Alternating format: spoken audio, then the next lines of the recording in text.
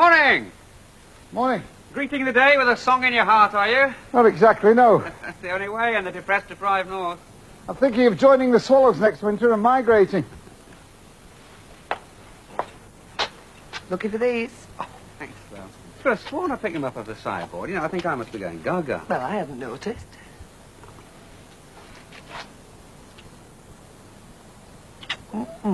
Kissing me in public now, whatever next. You'll have every curtain in Weatherfield twitching. That was for last night. My pleasure. Bye. Bye.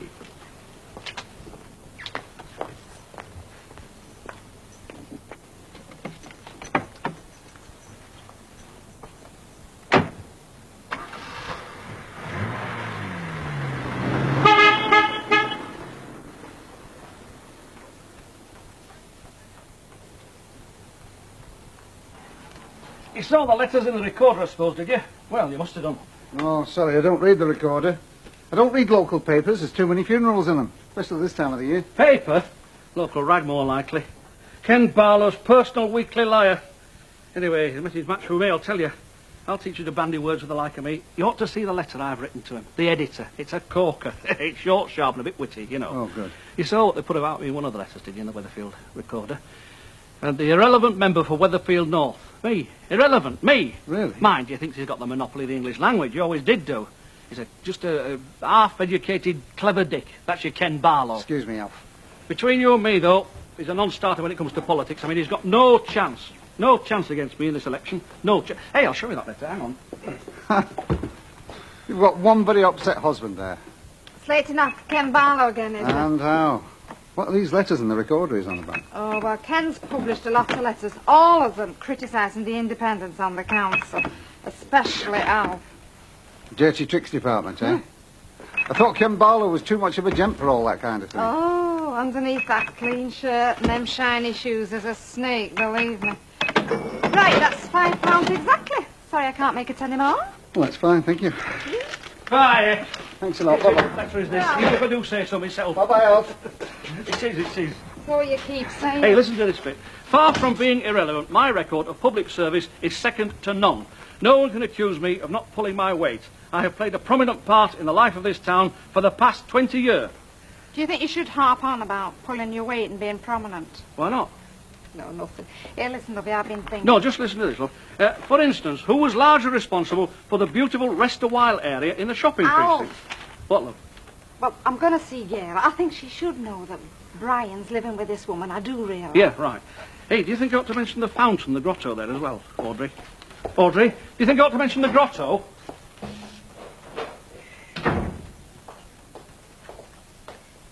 Hey, anything moving then? Town hall clock, Concord, I shouldn't wonder. Price of petrol. You know very well what I'm talking about. Mae West in there reckoning to become the landlady instead of the manageress. Some people don't half have a big opinion of themselves. Although, mind you, I think that's been my trouble, selling myself short. She hasn't told you, has she? She can't raise the lolly, so she's thought of this idea. What idea? Turning the pub into what they call a workers' cooperative. You see, we all buy shares, and it's ours. We all become landladies, or in my case, landlord. How much are these shares going to cost? Oh, between four of us. A few thou apiece. A few £1,000? Well, where am I going to get that sort of money from? Well, you could sell your house or remortgage it. Then, you see, Hilda, we'll all be bosses, not just wage slaves. It's all the rage in Russia, China, places like that. You mean I'll be a communist as well? Yes, I suppose you will. We all will. Oh, I'm going to have this out with her. If she thinks I'm turning myself into a Russian just to suit her, she's got another thing coming.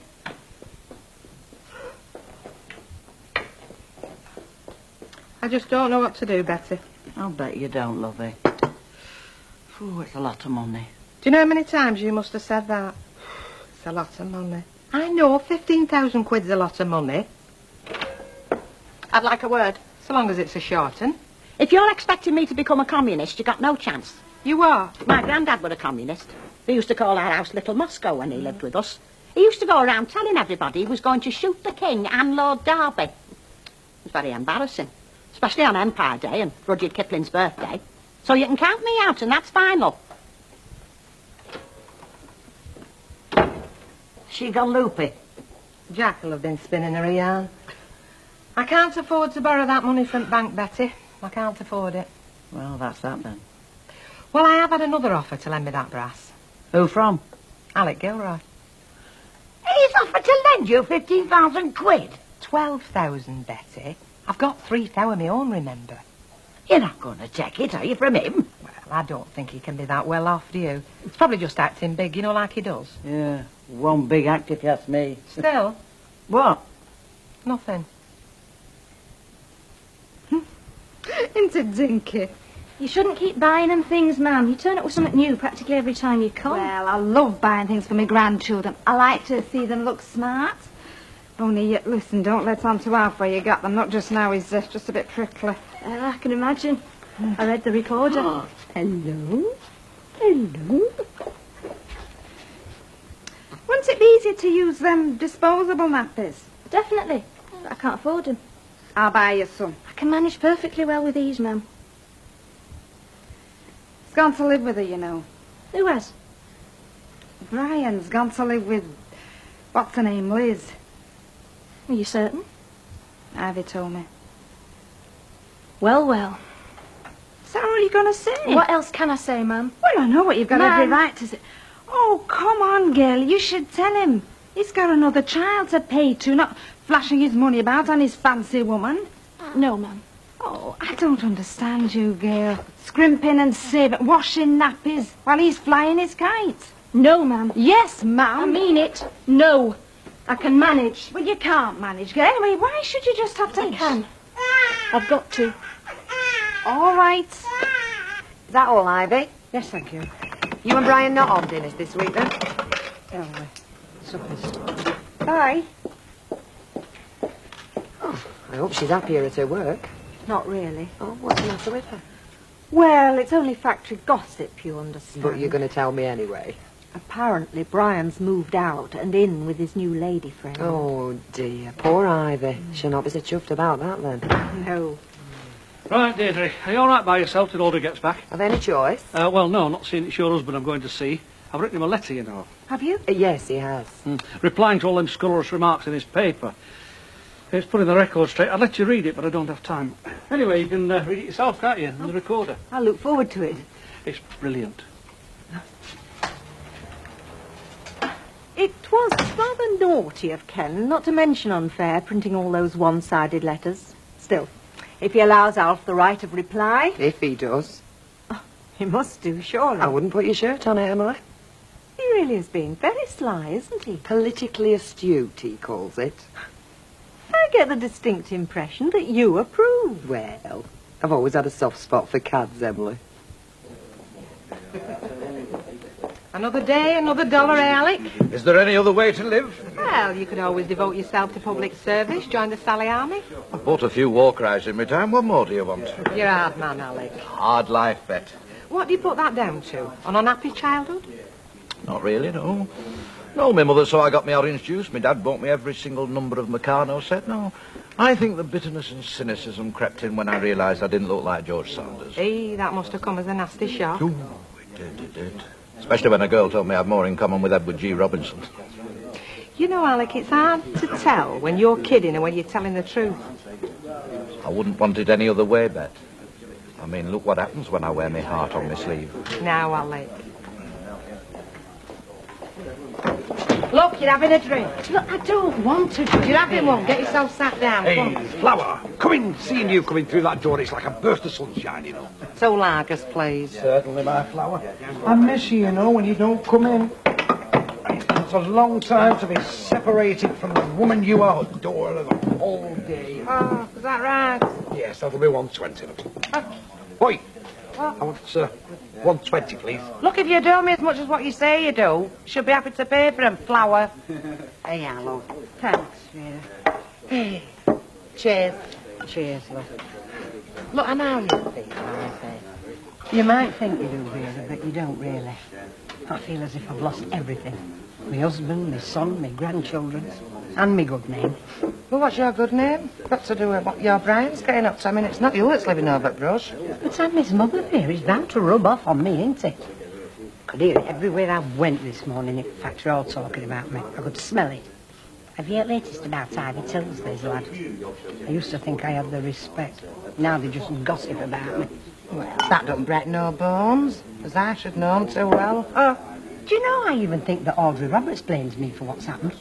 You can see it in her eyes. Wonder how my daughter got mixed up with that lot. She can talk. Look, if there's any bad blood in this, it's all on her side. All right, my love. Never better. No, I tell a lie.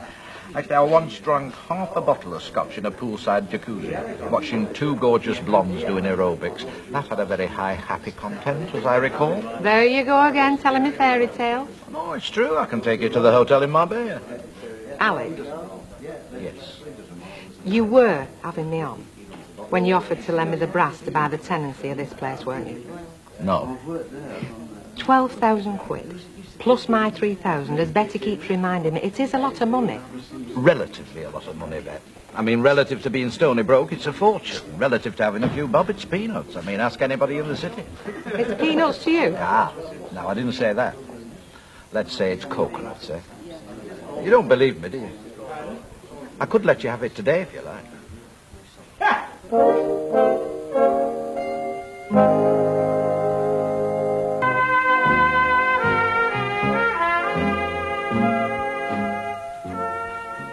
Still money coming in for little David's operation.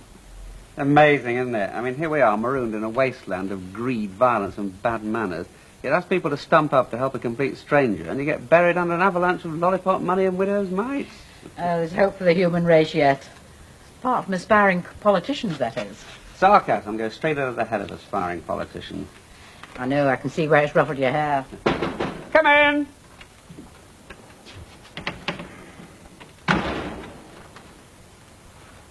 Ken? Alf? Oh, do you know Janet, my right-hand person? Oh, yes, we met at the bingo draw. Yes, so we did. Nice to see you again. Well, what can we do for you? I've not come to have a row. Row? What is there to row about? I think you know well enough. That letter, when you said we were going to have a fair fight. Those are the only letters they got that week, Alf, really. And it was either print them or scrub the letters column, which is very popular. Yeah, well, like I say, I've not come here to argue the toss. I've written a letter now, replying to those allegations. Great. There it is. Thank you. Well, you're not going to read it? I'm sorry, I'm busy at the moment. Oh. Well, you will publish it, will you? Well, I can't say that till I've read it.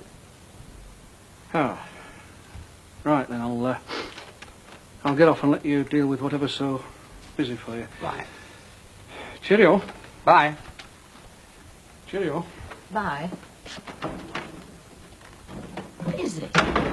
You've not been busy all morning. You're toying with him. Me? I wouldn't know how to start toying. Gosh, that time. Time for lunch. I'll see you later. You know you're over your ration. Eh? You only ever have 2 whiskies at dinner time. This is your 3rd. I can take it, Bet. I know you can. And I can afford it, too.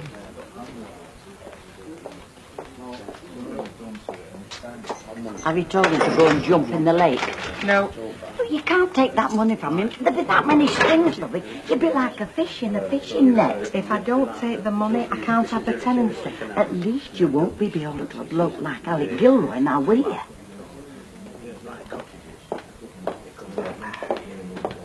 Tyler. Alec, Eh? thanks. But no thanks.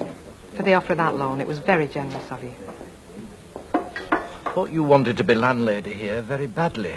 Oh, I do. Well, I'm giving you the chance. I know. But you see, being in debt for 5 figures, well, it frightens me. It's football pool money to me. I didn't think anything frightened you, Bet. A lot of things do, Alec. A lot of things. Thanks again.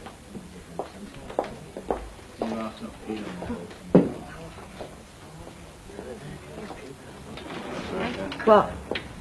Is Alec Gilroy joining your workers' corporation, then? It'll be the first work he's ever done if he does. Jack was pulling your leg, Hilda. Was he? Oh, just wait till I see him. So, what is going on again, then? About her being the tenant here, like Annie Walker was? Because that's what she's really after, isn't it? Oh, She's always wanted to be another Annie Walker, but she never will be. She hasn't got the breeding. I mean, she's not a Beaumont of Clitheroe. She's just a Lynch from back Paradise Street. Family were tinkers, you know. That's your opinion, is it? Definitely. Well, there's not much you don't have an opinion about, is there, Hilda? I mean, you're famous for it. Give us a shout, love, if you want another drink. I think she's lucky to be the manageress, never mind the landlady. Yeah, you're lucky to be cleaner and all.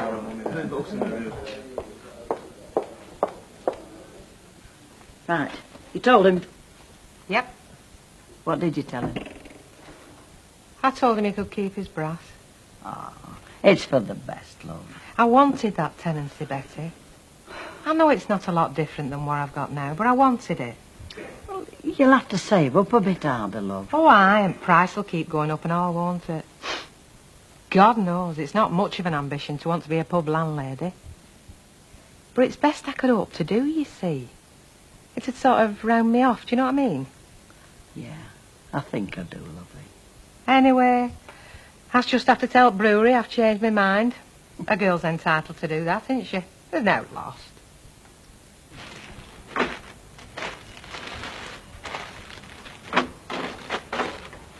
What time does Ken usually finish? It depends. If he's not busy, about 5. If he is, could get to 7 or 8 o'clock. Yeah, he said he was busy this morning. Did he? Still, you didn't think he was too busy to make a telephone call, would you? Who to? To me, to see if he'd accepted my letter. Oh, yes, I see. Unless he's out of the office. Oh, yeah. Never thought of that. If he don't ring soon, though, I'm going to ring him. Ring him now. No, I'll give him a couple of minutes. And let... Hey. No, he wouldn't have the nerve not to publish. Alf, love. What? How many times does someone have to kick you before you realise they're your enemy? Look, you've got to think the best of folk, love. Otherwise we'll be at each other's throats the whole time. Think the best of some folk. They think you're soft. Yes, Vera. You're not helping her, you know. Ivy, you're not helping her in her trouble. What am I supposed to have done? Blaming her for everything. I've done no such thing. It's not her fault, you know, that Brian's gone off. No, it's that daughter of yours, if it's anybody's. How'd you make that out, Vera? Well, look, if she could have kept her husband at home, none of this would have happened, would it? And Ivy won't be miserable. So listen, instead of blaming her, you take a good hard look at yourself. Yes, you are girl's mother, aren't you? And a lot of folk could say that's where it all started to go wrong. How much do we owe you? £3.98, please. There's £3 there. I'm not short of 2p. Wow! Did you know Easy, that? love, easy. Listen, I can't believe what I've just heard. I can't really. I mean, I'm being pilloried now, me. And I'm looking after his kid. Well, it should be told, Alf. Gail doesn't know what she's asking of me. She doesn't, honestly. I'm going home. Hey, look, don't get upset, love. Oh, dear. What's the recorder number, love? 22441. 22441. Right.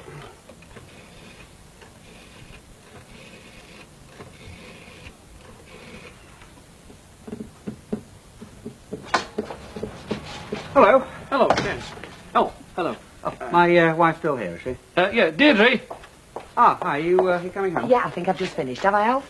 Yes. Right, I'll get me coat.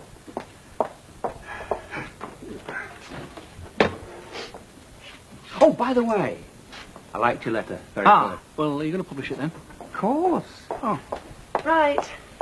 See you tomorrow, Alf. yeah. Cheerio, Ken. Bye, Al.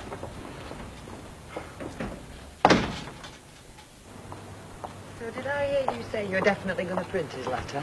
You did. Oh, thank goodness for that. He's been on about it all day long. You will print it, won't you? All things being equal. What does that mean? It means, all things being equal. Do you know, even your eyes are beginning to get a crafty squint to them. And yours are like dew on a rose petal. Oh, God, not again.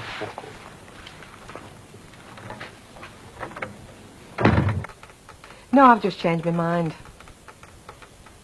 Well, it's a lot of hassle, isn't it? A lot of trouble, you know, not a lot to show for it. Yes, I know I said that. But you see, I've slept on it since I've had second thoughts. No, I wouldn't say that. I'm usually a very positive person. I know my own mind. I wouldn't say that my record as a manager was all that bad. I had a good Christmas. Yes, I'm sure. I definitely don't want to pursue taking the tenancy. Thank you. Bye.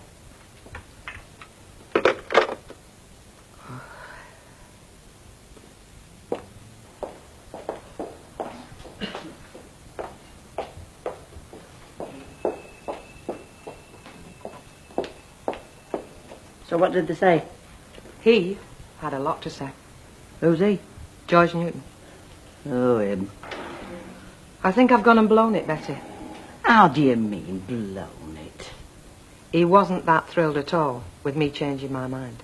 But I mean, you've done no harm. He dropped broad hints about not liking people blowing hot and cold. He likes his staff to be more positive, decisive, dynamic. Uses a lot of fancy words and all, doesn't he? And he reckons that my lack of decisiveness could account for my wobbly sales figures. But we did very well at Christmas. I said that. Oh, love, it'll all blow over. You wait and see. He'll have something else to fuss about tomorrow. Look, you'll still be manageress this time next year. You see if you aren't. I won't, you know, Betty. How do you mean you won't? He reckons they're going back to a tenancy here, whether I take it or not. Oh, hey. So you see, I've got to get that money to buy the tenancy, Betty. I've got to. But love it, you've given the bank back word. I know, and Alec Gilroy. But if I don't get that money, I think I might just be fired. Oh, surely not. I can feel it in my guts, I will. He's got it in for me, George Newton.